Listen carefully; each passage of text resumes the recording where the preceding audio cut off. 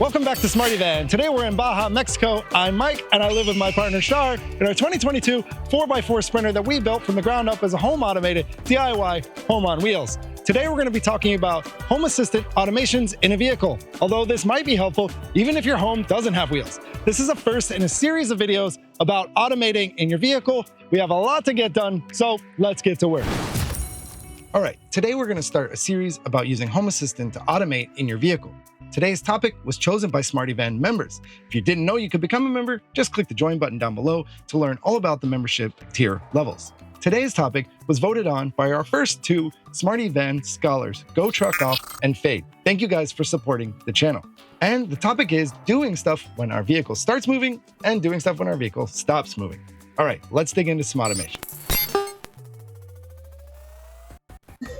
All right, I'm going to open my Home Assistant server here and head over to Settings, Automations, and I'm going to take a look at two automations. That's right, I use two automations when deciding whether the vehicle has started moving or whether the vehicle has stopped moving, and that'll become clear in just a second.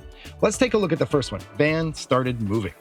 If you're not familiar with Home Assistant automations, there are basically three parts to these. There's a when section, an and if section, and a then do section. This is essentially triggers to start the automation, conditions to know if the automation should continue, and then the actions that should be performed if the conditions are passed. I'm using two triggers here. Either one can trigger this automation, and I'll explain why in a second. The first one is using a sensor called Van Moving, and if it changes to moving for 20 seconds, the automation will trigger. The second one is using a YAML OBD reader, and I have an entire video about how to pull data from your OBD port, including vehicle speed, right here. And when that sensor shows that the vehicle speed is above 1 mile per hour, this automation will also trigger. I'm using two different triggers here, really for redundancy. The first trigger is based on GPS data from our PepLink router. I've made an entire video about integrating your PepLink router into Home Assistant so you can pull in things like GPS data, and that video is right here. So if either PepLink or the OBD reader isn't working, I still have a good shot at this automation triggering. In this case, I'm not using any conditions here in the second section, but we'll get to an example later where you might want a condition. And then in the last section, these are the actions. I'm performing my actions in a parallel block. That means the Home Assistant server is going to fire these actions in no particular order. I like to run actions in parallel. If the order of your actions isn't critical, running them in parallel means that if one action has a problem, it won't prevent the other actions from happening. If we were to stack these actions in order and one action hits an error, it can prevent the automation from continuing on. So if you can, I recommend running these in parallel. So once your automation has been triggered by your vehicle being in motion, you can perform any actions you want. In my case, I'm performing 7 actions. The first one is turning off camera object detection. When the vehicle is moving, stuff's going by too fast, and I don't want the computer trying to process everything that's flying by. The second one is turning off a helper switch that I have called parked undercover. I'm not going to get too deep into that, but we have some automations set up to help us realize if we're parked undercover and keep the Starlink off and other things like that. Then I'm turning off lights. I'm pretty much turning off all the lights using areas. So I chose all the areas defined in Home Assistant, and it turns off all the lights. The next one is a switch where I'm turning off the kitchen tablet motion detection. That way, while we're driving, our tablet screen isn't coming off based on motion from lights and stuff bouncing around as we travel. The next one is a switch where I turn off the input boolean for an auto fan automation. That's an automation I've set up to control the max air fan thermostatically. So when we start moving, I don't want that automation to be on anymore. After that, I'm turning off the max air fan itself. If the fan was being controlled manually through Home Assistant, I also want that turned off. So these two combined will make sure that the max air fan is going to be off while we're driving. And finally, I'm turning off the relay that controls our water pump. So this is really a pretty simple automation, but the magic here is really happening in the triggers. So let's go back and take a look at the two triggers that we have set up. The first trigger is using an entity called Van Moving, and that device class is a moving sensor, which means it's going to report either moving or not moving. So this trigger is saying when Van Moving changes to moving for 20 seconds, then trigger this automation. I set the for condition here to 20 seconds just to ensure that this entity state is moving for long enough to be sure that the van is actually in motion. So where is this Van Moving entity actually defined? To see that, we're going to go over to Studio Code Server and take a look at some of my manual YAML configuration. I'm using packages here to manage some of my manual configuration, and I talk about that in a prior video. I'll link to that down below. So you can see that I've defined a binary sensor here, and the platform that I'm using is Bayesian. This is a probability platform. This may be a little fancy for what we're doing, but I thought it was cool to be able to deal with probabilities rather than just binary sensors.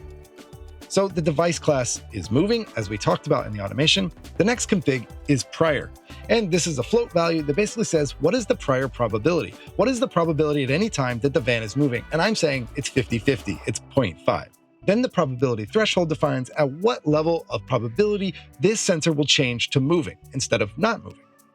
And then we're going to make some observations. And this is how the Bayesian filter is going to determine the probability that the van is in motion. The first observation is using the platform numeric state. And we're going to look at another entity that I've defined called sensor.van top speed 10 minutes. Let's take a look at how that sensor is defined. We scroll up, you can see I'm defining a statistics platform sensor. And there's the name right there, van top speed 10 minute. A statistics platform is going to allow you to do things like have a max age, so I can age out the value of the data that's coming in. So we're going to look at another sensor inside of this sensor called PepLink GPS speed. I'm pulling our GPS speed from the PepLink router, and I talk all about how to integrate PepLink into Home Assistant right here. So we take the PepLink GPS speed value here, and the state characteristics we want is the value max. I want to know what is the max value that was achieved on the sensor, and the max age is set to 10 minutes. So basically we have a sensor now that says over the last 10 minutes on a rolling basis, what was the max speed of the PepLink GPS sensor? So I'll scroll back down to our Bayesian filter here, and now we can understand that we're looking at the numeric state of the fastest speed that the van was traveling over the last 10 minutes. Next, we're going to take a look at the probabilities. And we're looking at the probability that the above value is 5.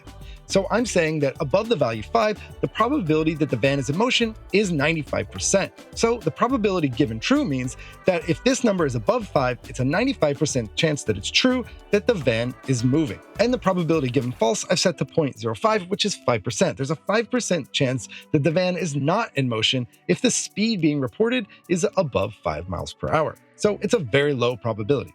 The next observation that's part of the probability calculation is a platform state, which means we want to know the state of this sensor. And this is a binary sensor called van running. This is coming from a Shelly that's detecting 12 volts from our Mercedes Sprinter when the ignition is on. So the probability that this is given true is 75%, meaning that if this sensor is on, meaning our ignition is running, there's a 75% chance that I think the van will be moving. The probability given false, I've set to 45%. I'm saying there's a 45% chance that the van is not moving, even if the ignition is on. Arriving at these probabilities took a little trial and error, but it also requires that you look at the state of the sensors that you're evaluating when something is true or not, like the vehicle moving. And I feel like more often than not, if the ignition is on, we're going to be driving. And sometimes it may be true that the ignition is on, even though we're not driving. So I've given that a lower probability of false. The to state that we're evaluating is simply on. So these probabilities are based on the state being on. In the next observation, I'm actually looking at the complete inverse. We're evaluating the to state as being off for the sensor van running, meaning if the ignition for the vehicle is off, what is the probability that the van can be in motion? And I'm saying the probability here is really only 1%. It's very unlikely that the van is in motion if the ignition is off. The probability given false, I've set to 99%, meaning that it's 99% likely that if the ignition is off, then the van can't be moving.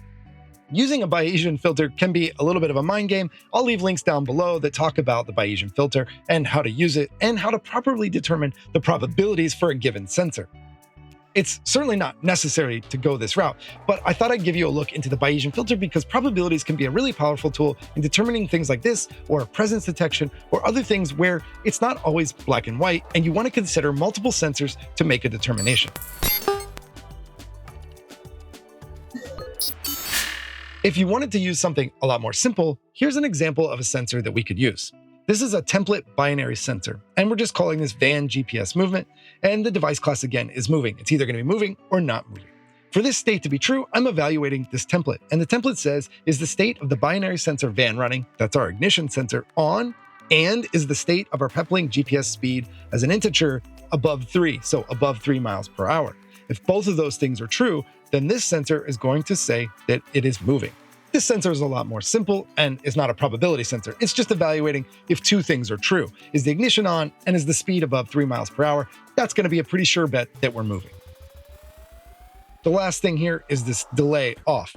Basically, this sensor will not turn itself off for at least 5 seconds. So if this state becomes true and then untrue very quickly, this sensor will stay in the moving state for at least 5 seconds before it turns itself off. So if we go back to our automation here and we look at this first trigger, you can see that there's actually a lot going on under the hood when we're evaluating whether van moving changes to moving for 20 seconds. The next trigger here is using our YCAN OBD data, and that's vehicle data from the engine ECU. If you were to add this trigger again, you would go to Add Trigger, Entity, and we're using a numeric state. We want to evaluate a number, and as long as that value goes above 1, this will trigger this automation. Either of these two things can trigger the automation. All right, so there's how we handle whether our van has started moving. Let's move on and look at what we do when the van stopped moving. Okay, so we're gonna look at our second automation here, and it's called van stopped moving. If you look at the trigger section here at the top, you'll notice we're actually using the same two triggers we used for van started moving. And there's a reason we're doing this. It's really difficult to understand whether something stopped happening unless you know that it started happening.